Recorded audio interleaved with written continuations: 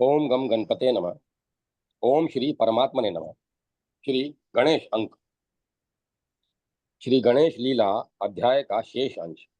नागलोक पर विजय। लावण्यवती नाग कन्याएं प्रसन्न वदन मयूरेश्वर को पाताल लोक के अपने भव्य भवन में ले गई। वहां उन्होंने चिताकर्षक देव देव मयूरेश को सुगंधित तेल और उद्वर्तन लगाकर उष्ण जल से स्नान कराया। उन्हें दिव्य वस्त्र अलंकारों से विभूषित कर उनको चंदन लगाया और धूप दीप नेवे तथा तांबूला आदि से उनकी पूजा की। तदंतर उन्होंने मयूरेश की स्तुति करते हुए कहा, ब्रह्मा आदि देवगण जिनके दर्शन के लिए नित्य आकांक्षा रखते हैं, वे ही प्रभु हमारा अभिष्ट प्रदान करने के हेतु यहाँ पधारे हैं। हम चाहती हैं कि आप यहाँ कुछ दिन निवास करने के अनंतर ही अपने आश्रम को जाएं। पार्वती नंदन ने कहा, वहां मेरी माता मेरे वियोग में दुखी होकर अन्न जल भी नहीं ग्रहण करती होगी। क्या पूछ सकता हूँ कि मैं यहाँ किन की पुत्रियों के दर्शन कर रहा हूँ, जिनके यहाँ ब्रह्म आदि देवगण आते रहते हैं और जिनके विष की ज्वाला से त्रिभुवन भस्म हो सकता है। हम उन्हीं नागराज वासुकी की कन्याएं हैं। इस प्रकार अपना परिचय देकर नाग कन्याएं मयूरेश को अपने पिता के समीप ले गई। अतिशय शक्तिशाली वासुकी अनेक तेजस्वी नागों के साथ देदीप्यमान रत्न सिंहासन पर आसीन थे। उनके मस्तक पर चतुर्दिक किरणें बिखेरता रत्न मुकुट और कंठ में रत्नहार सुशोभित थे। वासुकी को देखते ही देव देव मयूरेश तत्काल कूद कर उनके फण पर चढ़ गए। उनके फण में घनांधकार निवारक अद्भुत मणि थी। उनके मस्तक के हिलने से त्रिलोक्य हिल उठा। मयूरेश ने परम तेजस्वी वासुकी को दंड देकर उन्हें अपने कंठ में धारण कर लिया। इस कारण उन परम प्रभु मयूरेश का नाम प्रख्यात हुआ सर्पभूषण। सर्पभूषण ने सोल्लास गर्जन किया, मेरे भाई वासुकी को पराजित करने वाला कौन है? ऐसा कहकर सहस्त्र फणधारी शेष भयानक विष उगलते हुए दौड़े। उन्होंने पार्वती नंदन पर आक्रमण कर दिया। सर्पभूषण के स्मरण करते ही उनके वाहन मयूर ने उपस्थित होकर चरणों में नमस्कार किया। गणेश मयूर पर बैठे। भयानक युद्ध हुआ। मयूर ने असंख्य नागों को अपने विशाल पंखों के प्रबल प्रहार से मार डाला। कितने ही अश्वधर कितने ही विषधर उसके उदर में पड़ गए, किंतु शेष के भयानकतम विष की असहाय ज्वाला वह मयूर नहीं सह सका, मूर्छित हो गया। अपने वाहन मयूर के धरती पर गिरते ही मयूरेश अत्यंत कुपित हुए और कूदकर शेष के फण पर चढ़ गए। उन विराट प्रभु का भार शेष के लिए असह्य हो उठा। वे रक्त वमन करने लगे। उनके अंग प्रत्यंग शिथिल हो गए। शेष की सहायता के लिए अन्य नाग दौड़े, किंतु वे तो मयूरेश का हुंकार भी नहीं सह सके। क्रीड़ारत बालक जैसे कटी में रस्सी लपेट लेता है, उसी प्रकार मयूरेश ने शेष को अपनी कटी में लपेट लिया। चकित थकित शेष मयूरेश की स्तुति करने लगे। तब मयूरेश ने शेष से कहा, संपाति, जटायु और शयन को शीघ्र मुक्त करके यहाँ ले आओ। शेष ने आज्ञा दी। नागलोक विंता के तीनों पुत्रों को मुक्त करके यहाँ ले आए। उन तीनों ने मयूरेश के चरणों में प्रणाम किया। मयूर ने अपने तीनों भाइयों को आलिंगन कर उनका समाचार पूछा। तदंतर संपाति आदि ने अपनी माता का हाल पूछा। माता प्रसन्न है, यह सुनकर तीनों भाइयों को संतोष हुआ। मयूर पर आरूढ़ होकर पृथ्वी पर लौट आए। आश्रम की ओर जाते समय वे बालकों से घिरे थे। उन बालकों ने छत्र चामर और दंड आदि धारण कर रखा था। कोलाहल सुनकर मुनि गणों ने जाकर देखा, बालकों से घिरे मयूर वाहन मयूरेश आ रहे हैं। मेरे बालक तो घर पर हैं। चकित होकर सभी मुनि परस्पर कहने लगे। फिर उन्होंने देखा वे सभी बालक मयूरेश ही हैं। एक नहीं, शत शत मयूरेश। पाताल विजयी मयूरेश की जय। यह गगनभेदी स्वर मुनियों के मुंह से स्वयं निकल गया। श्री संध्या क्षेत्र से विदा। मयूरेश के 9 वर्ष पूरे हुए। उन्होंने 10वें वर्ष में प्रवेश किया। इतनी अल्प आयु में ही उन्होंने अनेक वीराग्रणी असुर योद्धाओं का संहार किया ही प्रख्यात नागलोक पर भी विजय प्राप्त कर ली। इस समाचार से सिंधु उत्तरोत्तर अधिक चिंतित होता जा रहा था और उसके वीर सैनिक मयूरेश के सम्मुख जाने में भयभीत होने लगे थे। बलवान शंकर और पार्वती अपने पुत्र का पौरुष और असुरों का उत्तरोत्तर श्रेय देखकर मन ही मन प्रसन्न थे। किंतु दंडकारण्य में मयूरेश की उपस्थिति के कारण ऋषियों को असुरों की अनेक यातनाएं सहनी पड़ती थी। इस कारण महादेव ने त्रिसंध्या क्षेत्र से अन्यत्र जाने का निश्चय कर लिया। ऋषि वृंद, ऋषि पत्नियां और मयूरेश के मित्र दुखी हुए। उन्होंने शिव से प्रार्थना की, किंतु पार्वती वल्लभ अनेक कारणों से अपने निश्चय से विचलित नहीं हुए। जब शिव पार्वती मयूरेश और अपने गणों के साथ दंडकारण्य से विदा हुए, तब बड़ा ही करुण दृश्य उपस्थित हुआ। शिव पार्वती तथा मयूरेश के अनन्य भक्त ऋषि मुनि और बालक उनके साथ चले। बृहद समुदाय के चलने से उड़ी हुई धूलि से अंतरिक्ष भर गया। कमला सुर की मुक्ति। शिव पार्वती अपने गणादि के साथ जिस मार्ग से जा रहे थे, उसी मार्ग में दैत्यराज सिंधु का भेजा हुआ कमलासुर नामक प्रसिद्ध असुर 12 अश्वनी सशस्त्र वाहिनी के साथ डट गया। उनकी सेना में गज, अश्व, रथ और पैदल अपनी सभी प्रकार के सैनिक थे। असुरों का महासैन्य देखकर शिवगणों ने मयूरेश को सूचना दी। उन गणों को चिंतित देखकर मयूरेश ने कहा, भगवान शिव की उपस्थिति में चिंता का कोई कारण नहीं है। फिर उन्होंने जाकर अपने पिता के चरणों में प्रणाम कर निवेदन किया, कमलासुर नामक प्रख्यात वीर असुर महान सैन्य के साथ सम्मुख उपस्थित है। यदि आप सानुग्रह आज्ञा प्रदान करें तो मैं उससे युद्ध के लिए जाऊं। शिव ने प्रसन्न होकर कहा, तुमने सुखद बात कही, पर तुम एकाकी 12 अश्वनी सैनिकों के साथ कैसे युद्ध करोगे? अतः अपने साथ 7 कोटि गणों को भी ले जाओ और शीघ्र ही शत्रु को मारकर विजय प्राप्त करो। मयूरेश ने अपने पिता से पुनः निवेदन किया, आपकी कृपा से मैं त्रिलोक को भस्म कर सकता हूँ। इस शूद्र दैत्य की कौन गिनती है? मैं अभी उस पर विजय प्राप्त करके लौट आता हूँ। मृत्युंजय ने पुत्र का आलिंगन किया, उसे अपना त्रिशूल देकर सिर पर हाथ फेरते हुए आशीष दी। तदंतर उसे अपने गणों के साथ समरांगण में जाने की आज्ञा प्रदान की। 12 साल का बालक गुणेश किंतु एक ऐसी विशाल सेना के साथ युद्ध के लिए जाता है और उसे इसके लिए माँ बाप अनुमति देते हैं, ये बातें सचमुच बोधप्रद प्रेरणादायक ही है। घर की शिक्षा कैसी होनी चाहिए, यह बात इस प्रसंग से अच्छी तरह समझ में आती है। 12 वर्ष के बालक पर उसके पिता का इतना विश्वास। जिस जाति के बच्चे इतने शूर हों, वह कभी परतंत्र नहीं रह सकती। वृषारुण शिवा शिव की पुत्र का रण कौशल देखने चले। मयूरेश्वर असुर सैन्य के सम्मुख पहुंचे। उन्होंने कमलासुर की विशाल वाहिनी देखकर अपने शरीर से असंख्य सैनिक उत्पन्न किए। मयूरेश के पास तो थोड़े से ही सैनिक थे।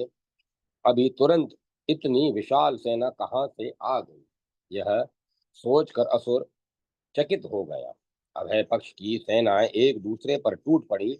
मयूर वाहन मयूरेश ने महादैत्य को अश्वारूढ़ देखकर अपनी 10 भुजाओं में 10 आयुध लिए। भयंकर संग्राम हुआ। असंख्य असुर सैनिक काल के गाल में चले गए और रक्त की सरिता प्रवाहित हो गई। हाथ में खड्ग लिए अतिशय क्रुद्ध कमलासुर मयूरेश से युद्ध कर रहा था। उसने मयूरेश को मारने के लिए विविध प्रकार के अस्त्रों का प्रयोग किया, किंतु सब उसके सभी शस्त्रास्त्र व्यर्थ हो गए। इसी बीच गुणेश वाहन मयूर ने अपने पक्ष एवं तीक्ष्ण चंचू प्रहार से असुर के अश्व को मार डाला। उस असुर ने आकाश में जाकर कहा, मेरा घोड़ा गिर गया, यह मैं अद्भुत दृश्य देख रहा हूँ। फिर उसने मयूरेश से कहा, बालक, तू मेरे साथ क्या युद्ध करेगा? जाकर अपनी माता का स्तनपान कर और बालकों के साथ खेल। मेरे भय से त्रिभुवन कांपता है। तू पिशाच की तरह क्या विलाप करता है? देव देव मयूरेश ने असुरों को डांटते हुए कहा, देव द्विज विन देव द्विज विंदक को कभी जय प्राप्त नहीं होती।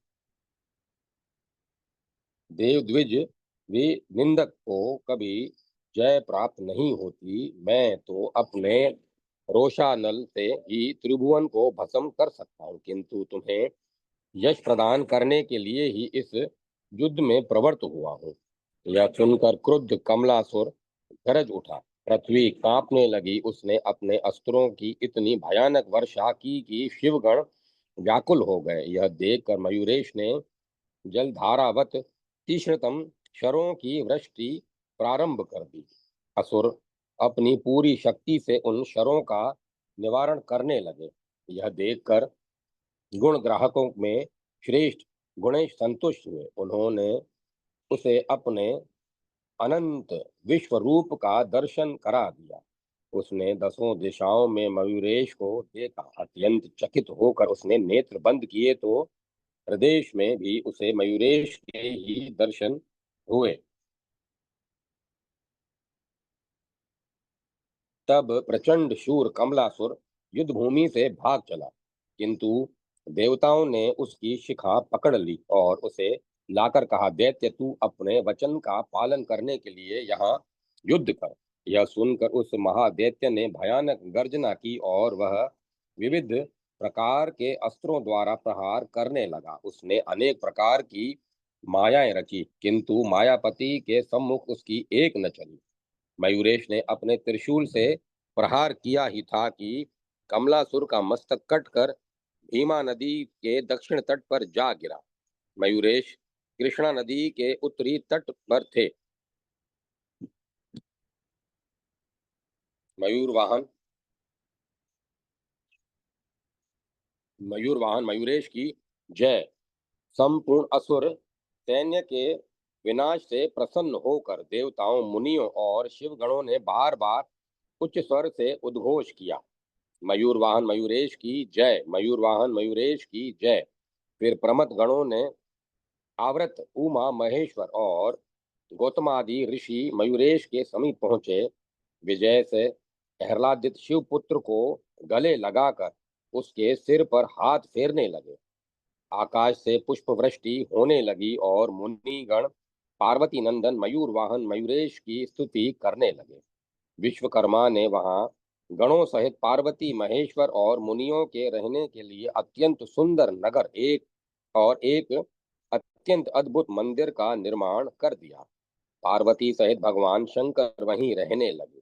मुनिगण तपस्या में निरत हुए। ब्राह्मणों का भजन पूजन आरंभ हुआ और मयूरेश बालकों के साथ पूर्ववत क्रीड़ा करने लगे। महर्षियों ने उक्त पवित्र क्षेत्र का नाम रखा मयूरेश मोरेश्वर। बाल विनोद। मंगल मूर्ति भगवान मयूरेश की प्रत्येक लीला प्रेरक, सुखद एवं मन को मुग्ध कर देने वाली थी। प्राकट्य काल में ही वे पुण्य आत्माओं, तपस्वियों एवं सदाशय व्यक्तियों के हित साधन में संलग्न थे। असुर विनाश उनका लक्ष्य था। वे ब्रह्म आदि देवताओं, ऋषियों, शिवगणों एवं मुनि पुत्रों को भी अपने अनिर्वचनीय शक्ति एवं महिमा में के कभी कभी दर्शन करा देते थे। मयूरेश का 13वां वर्ष प्रारंभ हुआ। वे बालकों के साथ क्रीड़ा रत थे। उसी समय मंगल नामक दैत्य कजलगिरी तुल्य वराह के रूप में वृक्षों को ध्वस्त करता हुआ मुनि पुत्रों के सम्मुख आया। उसके नेत्र प्रज्वलित अग्नि कुंड के समान लाल लाल थे। उस कुपित एवं काल तुल्य वराह को देखकर मुनि पुत्र किंग कर्तव्य विमूढ़ एवं स्वेद सिक्त हो गए। दैत्य सुदन उछले। उन्होंने असुर को सोचने का अवसर दिए बिना ही उसके दोनों दांत उखाड़ लिए। वराह गुरा भी नहीं पाया था कि अत्यंत चपलता से सर्वशक्ति मैंने उसके वज्र तुल्य दांतों को नीचे ऊपर इतने जोर से झटका दिया कि असुर पीड़ा से चिल्ला उठा। मयूरेश ने उसके दांतों को नीचे ऊपर झटका देते हुए तथा पीछे ढकेलते हुए शिथिल ही नहीं कर दिया, उसे मार डाला। पार्वती पुत्र धन्य हो। उस विशाल वराह के संहार से चकित और प्रसन्न होकर मित्र मंडली मयूरेश की प्रशंसा करने लगी। एक दिन की बात है। कर्पूर गौर ने देखा, ललाट पर चंद्रमा नहीं था। सुधांशु, क्या हुआ? लीला में शिव इधर उधर देखने लगे। गणों ने बताया, प्रभु सुधांशु को लेकर मयूरेश क्रीड़ा करने चले गए हैं। तुम लोग इतने असावधान कैसे रहते हो? रोषमयी मुद्रा में लीलामय ने कहा, जाओ सुधांशु को ले आओ। शिवगण दौड़े। मुनि पुत्रों के साथ क्रीड़ा रत मयूरेश के समीप पहुंचकर उन्होंने कहा, मयूरेश, तुम भगवान शिव के पास चलो, अन्यथा चंद्रमा दे दो। मैं त्रिभुवन को उत्पन्न करने वाली अमित महिमा शालिनी जननी का पुत्र हूँ। इस कारण तुम जैसे गणों की तनिक भी चिंता नहीं करता। मयूरेश ने गणों को उत्तर दिया और दूसरे ही क्षण शिवगण उनके श्वास वायु से पत्ते की तरह उड़ते हुए परम प्रभु शिव के समीप पहुंच गए। उनकी दशा देखकर कुपित पार्वती नाथ ने प्रमथादिकों को आज्ञा दी, तुम लोग मयूरेश को पकड़ लाओ। प्रमथादि गण मयूरेश को पकड़ने के लिए क्रीड़ा रत बालकों के समीप पहुंचे, किंतु विनायक ने उन्हें मोहित कर दिया और स्वयं अदृश्य हो गए। प्रमथादि गण मयूरेश को घर घर और वनों में ढूंढने लगे। हम लोग तुम्हें पकड़कर प्रभु के सम्मुख ले चलेंगे। मयूरेश के दर्शन हुए तो प्रमथादिकों ने कहा और उन्हें पकड़ने के लिए दौड़े। मयूरेश कभी प्रकट और कभी गुप्त हो जाते थे। प्रमथगण थक कर चूर और खिन्न हो गए। तब कृपा में मयूरेश उनके हाथ आ गए।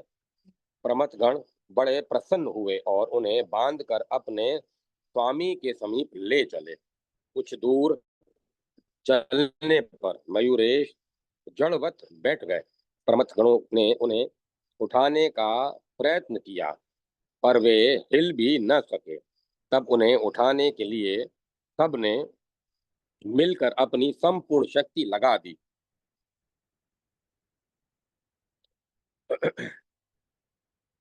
पर मयूरेश भूधर तुल्य अडिंग हो गए थे।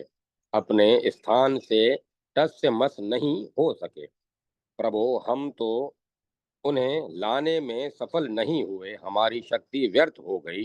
प्रमथ गणों का संवाद पाकर नीलकंठ ने नंदी को आज्ञा दी, तुम जाओ और मयूरेश को शीघ्र ले आओ। प्रभु, आपकी आज्ञा से मैं सूर्य, चंद्र और शेष को समाप्त कर सकता हूँ। मयूरेश की क्या गणना है। नंदी ने स्वामी के चरणों में प्रणाम किया और मयूरेश को पकड़ने के लिए दूर्त गति से चल पड़े। नंदी मुनि पुत्रों के साथ क्रीड़ा करते मयूरेश के समीप पहुंचे। क्रीड़ा से उनके नेत्र लाल हो गए थे। उन्होंने कठोर शब्दों में कहा, तुम स्वामी के साथ चलो, नहीं तो मैं स्वयं तुम्हें पकड़कर ले चलूंगा। मुझे प्रमथादि गणों जैसा न समझो। नंदी का अहम भाव देखकर व्यक्ताव्यक्त स्वरूप मयूरेश ने श्वास छोड़ा। उस श्वास चक्र से नंदी रक्त वमन करते हुए पृथ्वी पर गिर पड़े, मूर्छित हो गए। दो मुहूर्त के अनंतर मूर्छा भंग होने पर लज्जित नंदी शिव के समीप पहुंचे तो अत्यंत चकित हुए। उन्होंने देखा दिव्य वस्त्र आभरण धारण किए देदीप्यमान मयूरेश अपने पिता शिव के अंक में विराजमान है और चंद्र आदि देव महादेव के भाल पर सुशोभित है। प्रभु सुधांशु तो आपके मस्तक पर विराजित है। नंदी के वचन सुन शोक शूल निर्मूलन शिव ने अपने भाल पर चंद्र देखकर कहा, अरे हाँ, चंद्रमा तो ललाट पर ही है। मैंने व्यर्थ ही प्रमथ आदि गणों को कष्ट दिया।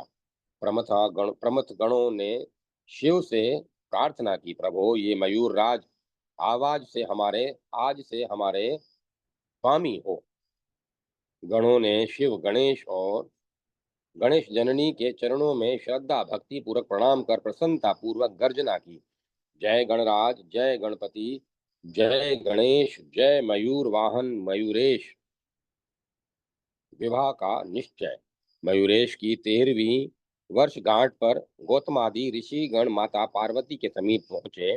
पार्वती ने उनकी पूजा की। ऋषियों के परामर्श के अनुसार इंद्र याग प्रारंभ हुआ। उसी समय वहां कल और विकल नामक दो असुर प्रचंड महिष के वेश में पहुंच गए। वे दोनों विकट असुर मयूरेश के हाथों मुक्त हुए। मयूरेश के द्वारा अपनी उपेक्षा देखकर देवेंद्र कुपित हुए, पर उन चिदानंद के सम्मुख उनका गर्व खर्व हुआ।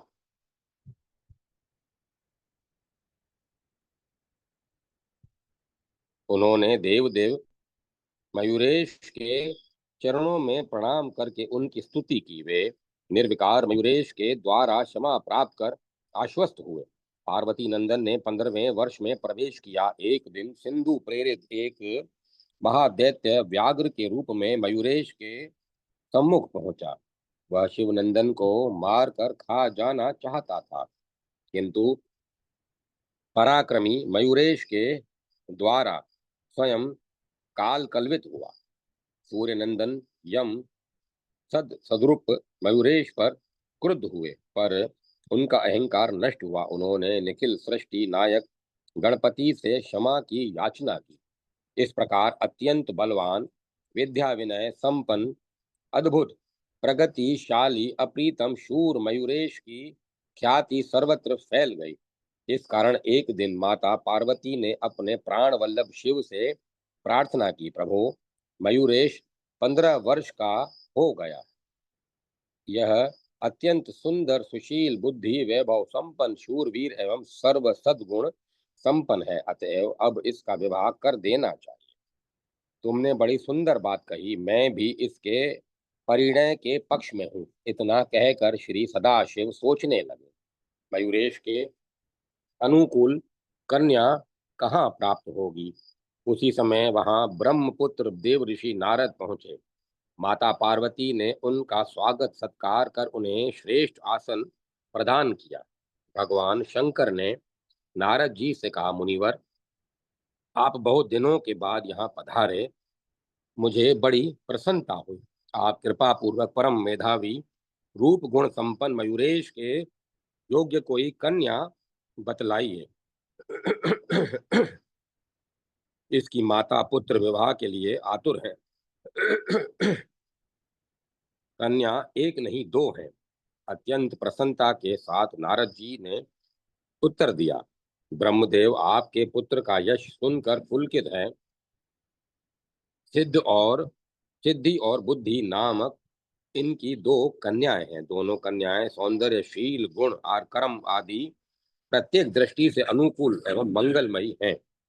स्वयं पद्मयोनि ने मयूरेश के विवाह के लिए मुझे आपकी सेवा में प्रेषित किया है।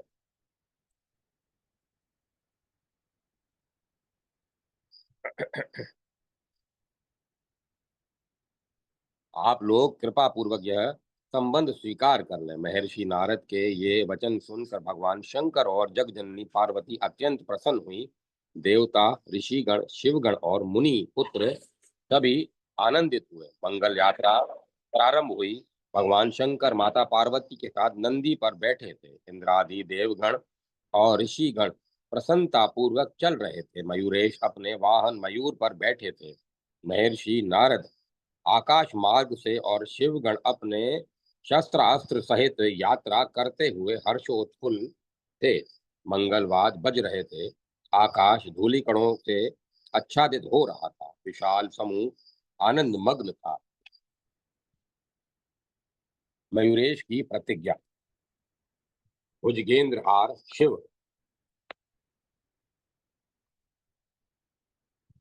बृहत्तम समुदाय के साथ गढ़ की नगर जाने वाले मार्ग से जा रहे थे। उन्हें बीच में ही 7 कोटि प्रचंड असुर योद्धाओं का शिविर मिला। वे सभी युद्ध प्रिय असुर अत्यंत उद्दंड थे। शिव का विशाल जन समुदाय देखकर असुर सेनापति ने मार्ग अवरुद्ध कर दिया। उधर सेनापति ने कहा, तुम लोग कौन हो, कहाँ से आ रहे हो और कहाँ जाओगे? तुम दैत्य राज सिंधु की आज्ञा प्राप्त किए बिना यहाँ से आगे नहीं बढ़ सकते।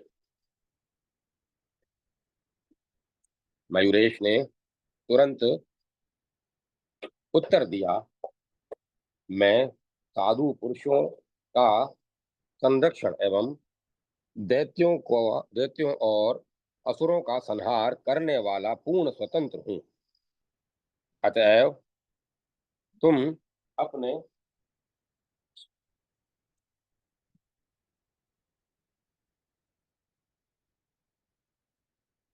तुम अपने अतएव तुम मुझे जाने दो, अन्यथा कहीं यहीं ससैन्य मारे जाओगे। गजराज के अत्यंत कर्णकटु वचन सुनते ही असुर क्रोध से उन्मत्त हो गया। उसके नेत्रों से ज्वाला निकलने लगी। बोला, तुम ही लोग मेरे आहार हो। और उसने तत्क्षण असुरों को आक्रमण करने की आज्ञा दे दी। मयूरराज भी कुपित हुए। उन्होंने दरबास्त्र मुनिपुत्रों को दरबास्त्र प्रयोग की आज्ञा दे दी।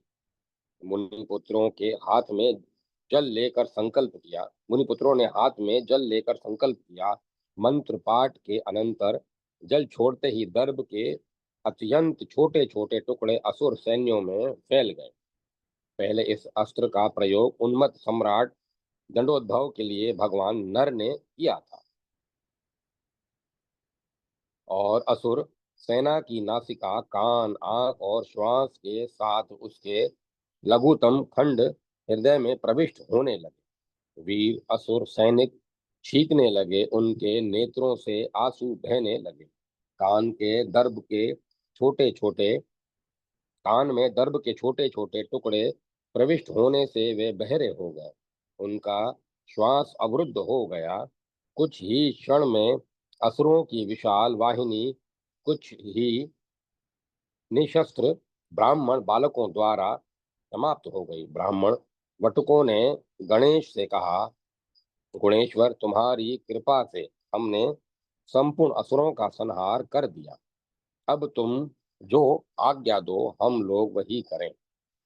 उक्त स्थान पर उपस्थित ऋषि वृंद बालकों के गर्भास्त्र से महान असुर सैन्य का विनाश देखकर अत्यंत चकित हुए। पार्वती ने अपने पुत्र को गोद में उठा लिया।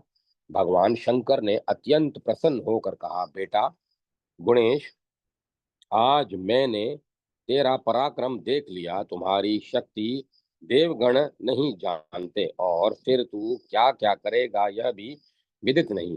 विजयी मयूरेश आगे चले। उनके साथ मुनि पुत्र थे। उनके बाद वृषभारुण, उमा महेश्वर, देवता, ऋषि और शिवगण आदि प्रसन्न होकर चलने लगे। शिव के साथ यह बृहद समुदाय सिंधु की राजधानी गढ़ की नगर से 1 योजन दूर था। तभी मयूरेश अपने वाहन से उतर गए। वहां मयूरेश ने एक अतिशय सुंदर बहुमूल्य विस्तृण सिंहासन स्थापित किया। उस पर पार्वती, शिव और ऋषियों को बिठाया। उस समय वाद बजने लगे। मयूरेश ने सबके सम्मुख कहा, मेरी प्रतिज्ञा है कि मैं महादैत्य सिंधु के कारागार से देवताओं को मुक्त किए बिना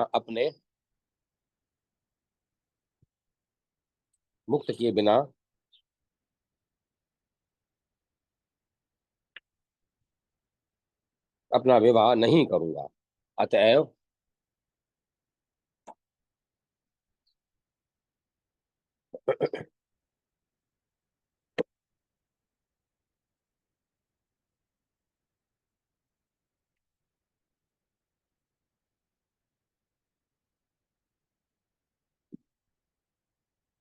अतएव आप लोग किसी बुद्धिमान पुरुष को बलवान दैत्य राज के पास भेजकर अनुरोध करें कि वह देवताओं को कारागार से मुक्त कर दे।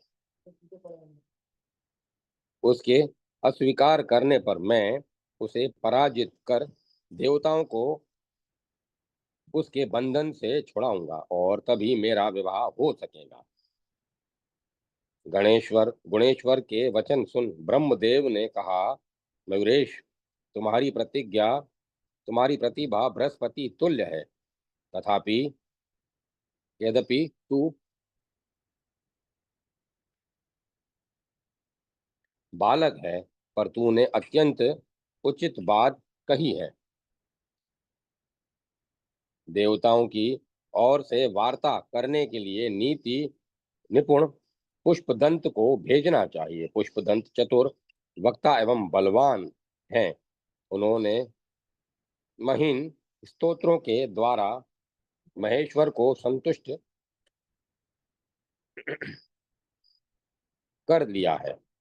ब्रह्मदेव का प्रस्ताव श्रवण कर पुष्पदंत ने गणेश से निवेदन किया, मयूरेश, आपकी महिमा मन और आपकी महिमा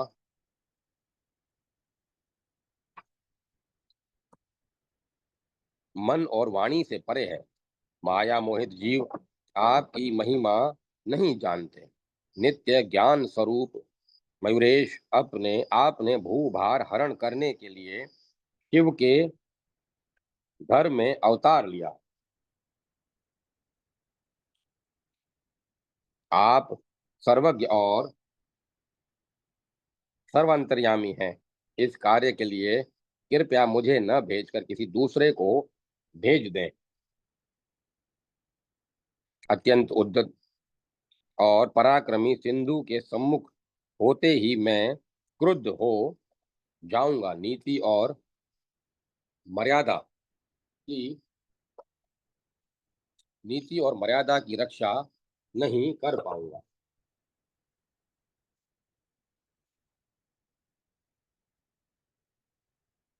मैं उससे समर भूमि में ही मिलूंगा। माता पार्वती ने कहा, पुष्पदंत,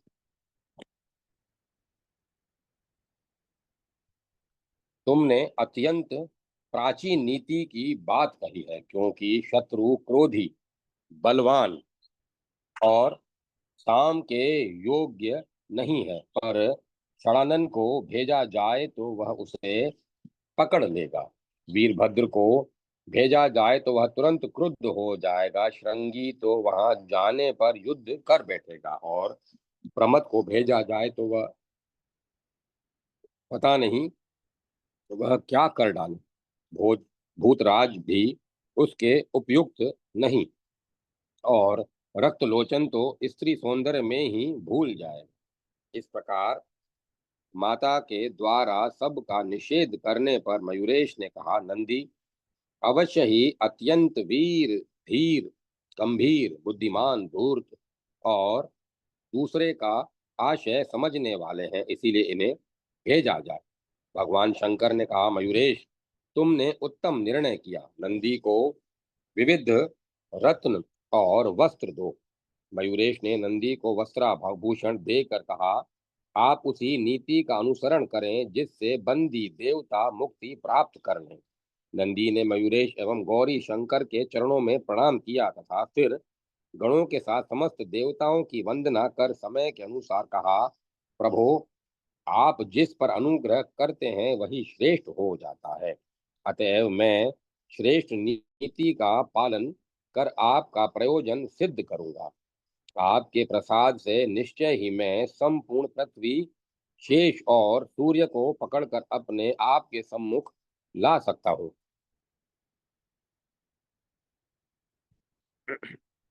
इस प्रकार कहकर नंदी गणेश, शिव एवं जगजननी पार्वती का स्मरण करते हुए वायु वेग से चले।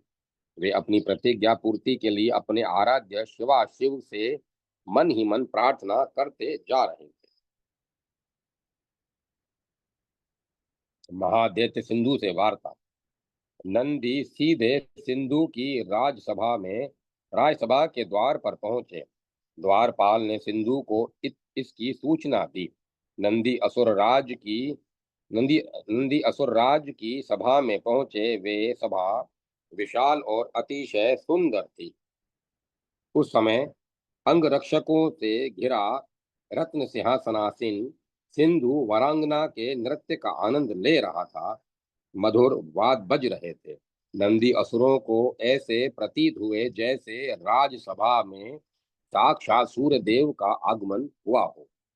कुछ असुर नंदी की सुदृढ़ काया और उनकी महती शक्ति का अनुमान कर भयभीत हुए और कुछ डर से कांपने लगे। संकेतानुसार नंदी आसन पर बैठे। सभा सर्वथा नीरव हो गई। असुर जैसे काष्ठ पुतलिका बन गए थे। देवगुरु बृहस्पति की भांति परम बुद्धिमान नंदी ने सिंधु दैत्य से कहा, असुरराज, आज तक मैं कितनी ही राजसभाओं में गया किंतु तुम्हारे जैसा मूढ़ अन्यत्र नहीं देखा। तुम लोग अत्यंत बलवान और सुंदर हो, किंतु भेड़िए जैसे बुद्धिहीन हो। अपनी सभा में आए सम्मानित बलवान और बुद्धिमान पुरुष का स्वागत करना नीति है, किंतु उसे तुम्हारे यहाँ न देखकर मैं अत्यंत चकित हूँ। तुम्हारे अमात्य, सभासद और समस्त नागरिक भी महामूर्ख हैं, क्योंकि यह धर्म केवल राजा का नहीं, अमात्य का भी है। गुणेश के शांति दूत नंदी के वचन सुन सिंधु ने कहा, गुणाकार, तुम्हारी बुद्धि ब्रह्मा के समान है। तुम्हारा तेज अग्नि तुल्य प्रतीत हो रहा है। वृषवर, तुम कौन हो, कहाँ से आए हो और तुम्हारा उद्देश्य क्या है? नंदी ने उत्तर दिया, मैं ब्राह्मणाधिपति ब्रह्मांडाधिपति भगवान शूलपाणी का वाहन हूँ। मेरा नाम नंदी है। उन भगवान शिव के घर में उन भगवान शिव के घर में दुष्टों का संहार कर पृथ्वी का भार उतारने के लिए गुणेश अवतरित हुए हैं। वे अब तक सहस्त्रों वीरागणी असुरों का वध कर चुके हैं। उनकी महिमा का गान करने में शेष भी समर्थ नहीं। तुम उनकी आज्ञा शिरोधार्य कर लो, अन्यथा तुम्हारा सर्वनाश निश्चित है। उन मयूरेश ने कहा है कि तुम बंदी देवताओं को मुक्त कर सानंद जीवन निर्वाह करो, अन्यथा मैं युद्ध के लिए विवश हूँ। नंदी के वचन सुनकर सिंधु अत्यंत क्रुद्ध हो उठा। उसके नेत्र लाल हो गए और वह अग्नि तुल्य जलन पैदा करने वाली वाणी कहने लगा, वृषभ पुत्र, तेरी बृहस्पति तुल्य बुद्धिमानी व्यर्थ होगी। तू मेरे पौरुष को नहीं जानता। मैंने जिन देवताओं को अपने बाहुबल से बंदी बनाया है वे युद्ध में मुझे पराजित करने पर ही मुक्त हो सकेंगे। तृण पर जीवन निर्वाह करने वाले शिव मेरे भय से मारे मारे फिर रहे हैं और तू उसके दुधमुहे बालक का मुझे भय दिखाता है। भला श्रृंगाल सिंह के सम्मुख क्या कर सकता है? तू शांति दूत होकर आया है, अन्यथा मेरे दुर्वचन से यहाँ तेरे प्राण चले जाते। अरे वृष, मेरे कुपित होने पर उन्हें त्रिभुवन में भी शरण नहीं मिलेगी। सिंधु के विषदग्ध सिंधु के विषदग्ध वाक्यशर से क्षुब्ध होकर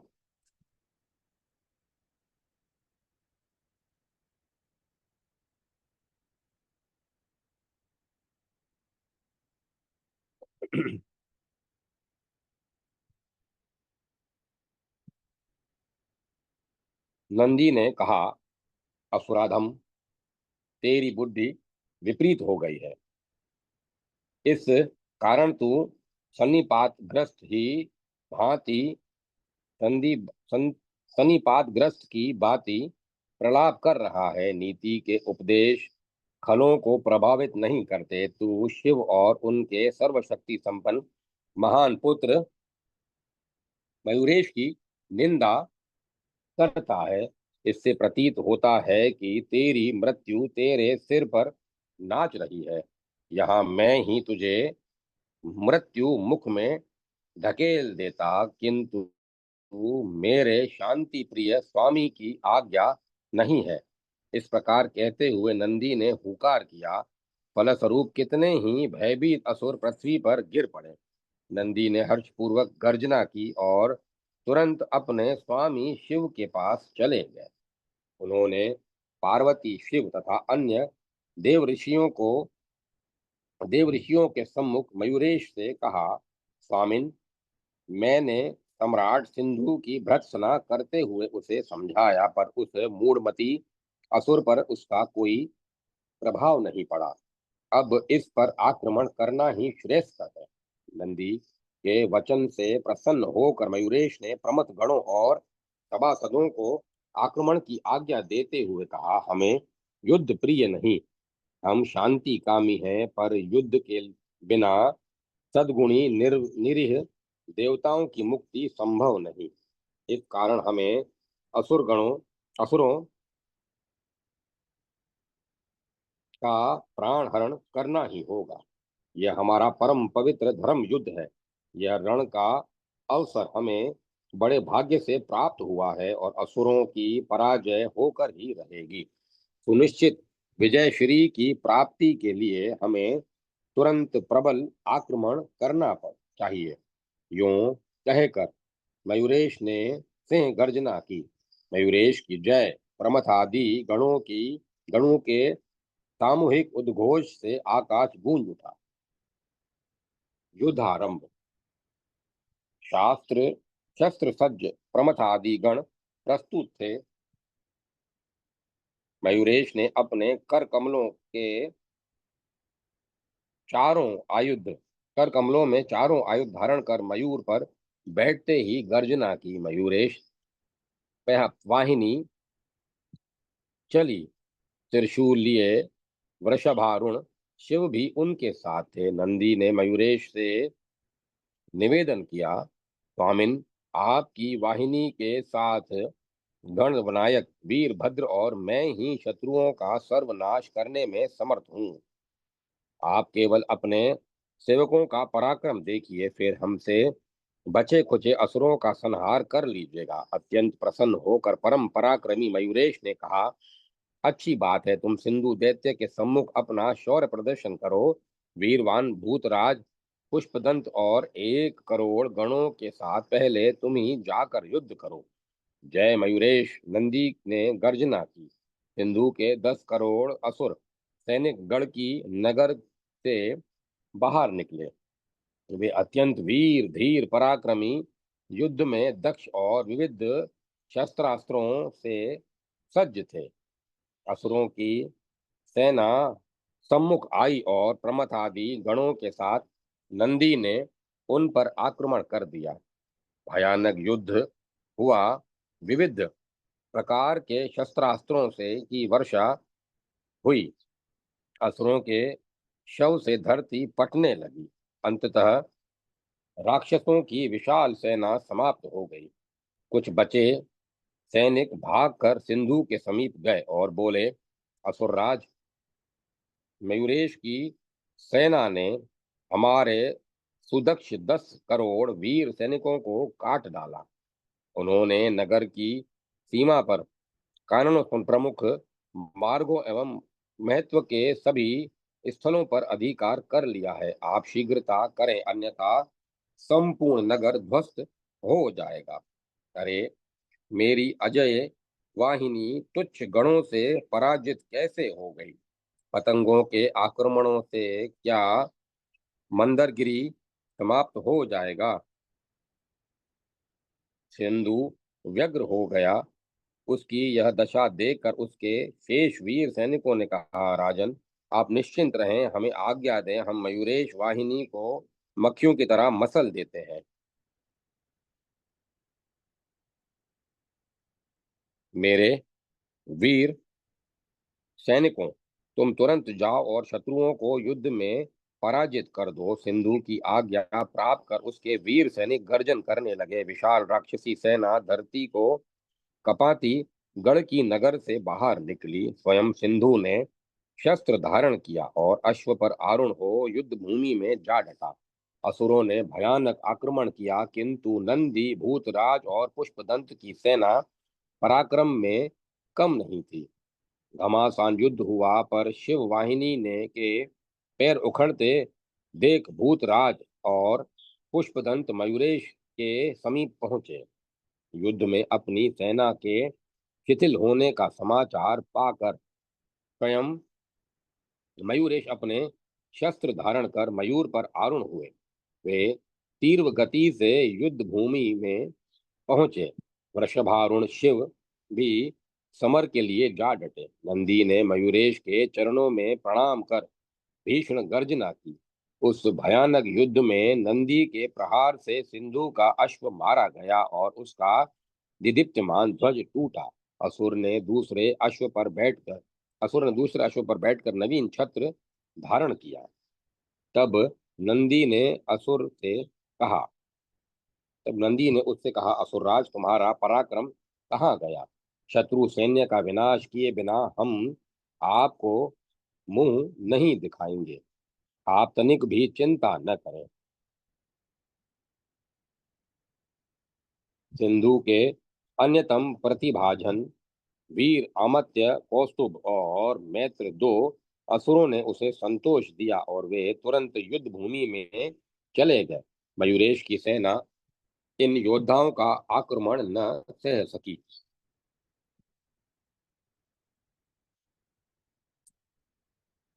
रात्रि आरंभ हो गई और दैत्य विजयी हुए। हर्ष में भरे हुए कुछ दैत्य गर्जन करते और सिंधु दैत्य की जय मनाते नगर में प्रविष्ट हुए। वीरभद्र और षडानंद मयूरेश के समीप पहुंचे तो उन्होंने अपने कुछ और गणों के साथ उन्हें तुरंत पुनः आक्रमण करने की आज्ञा दी। विजयोन्मत्त असुरों पर षडानंद और वीरभद्र शिव गणों के साथ टूट पड़े। इस युद्ध में षडानंद मूर्छित हो गए। वे मित्र और कौस्तुभ मारे गए। अवशिष्ट असुर भाग गए। विजय मयूरेश की सेना के साथ विजय मयूरेश की सेना के हाथ लगी। हर्ष उन्मत्त गणों ने गगन भेदी गर्जना की, जय मयूरेश, जय गणेश, जय विनायक। असुर सैन्य की पराजय। अपने सैनिकों की पराजय के संवाद से असुर राज सिंधु अत्यंत चकित, विस्मित और खिन्न हुआ। उसने असुर सैनिकों से कहा, वीरों, त्रिलोक्य को पराजित करने वाले असुरों को पराजय का मुंह देखना पड़े, यह कितने आश्चर्य की बात है। निश्चय ही तुम लोग परम पराक्रमी और रणांगण में शत्रु के मस्तकों को कुंदुक की तरह उछालने वाले हो। अब चक्रपाणी पुत्र मैं शत्रु से युद्ध करूंगा। तुम लोग शत्रुओं का सर्वनाश करने के लिए प्रस्तुत हो जाओ। सेना को आज्ञा देकर सिंधु दैत्य ने शस्त्रास्त्र धारण किए और वह अश्व पर आरूढ़ हो गया।